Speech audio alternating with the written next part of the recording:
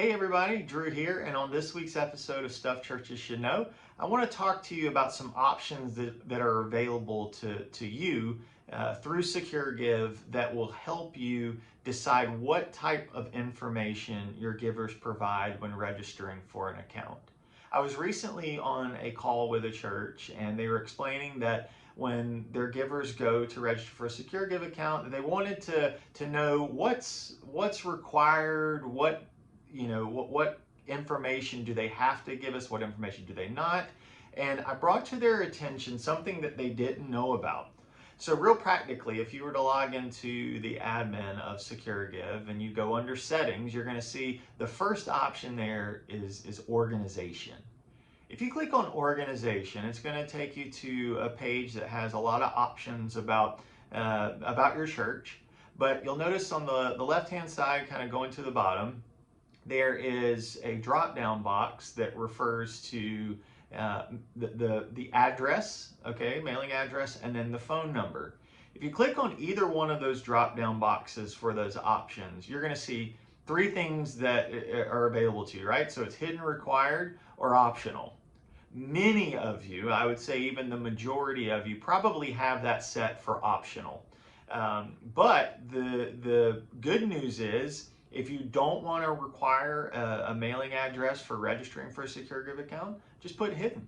If you don't want to require a phone number, just put hidden. Maybe you want a different combination of those two things. If you put them both hidden, the only thing you're asking for is first name, last name, and email address when registering for an account.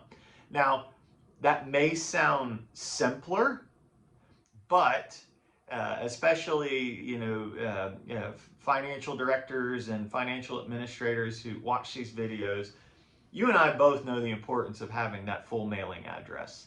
So before you make that decision to not require that anymore, I would encourage you to make sure that in other processes where your church is making contact with your churchgoers, that there are other opportunities to collect that information. I know for my church, whether it's through a Connect card, whether it's through registering to volunteer, whether it's through sending my kids to camps and those kind of things, there's a huge list of other areas that I would be providing those details for us. So for my church, it probably does make a little more sense not to require that mailing address.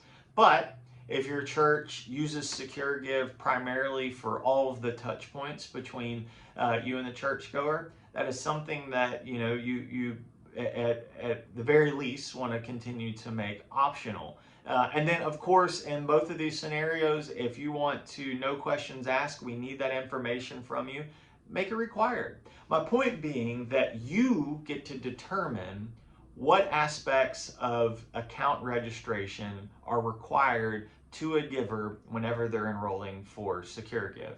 So as you evaluate your process, as you evaluate those things that you consider to either be an obstacle or an opportunity to embrace something new, this small tweak can make a pretty big impact on the efficiency of how SecureGive operates within your church. And it also will guarantee some control for you too, should you really want to make sure people provide those pieces of information. So this is just a little nugget for you to know about. It was, like I said, it was a conversation I had just last week, and it reminded me that churches that use SecureGive may not know that this is even an option to them. So go have a look. If you have any questions, reach out to me, reach out to my team, and we'll be happy to answer those for you. But hope this helps. Talk to you soon. Bye-bye.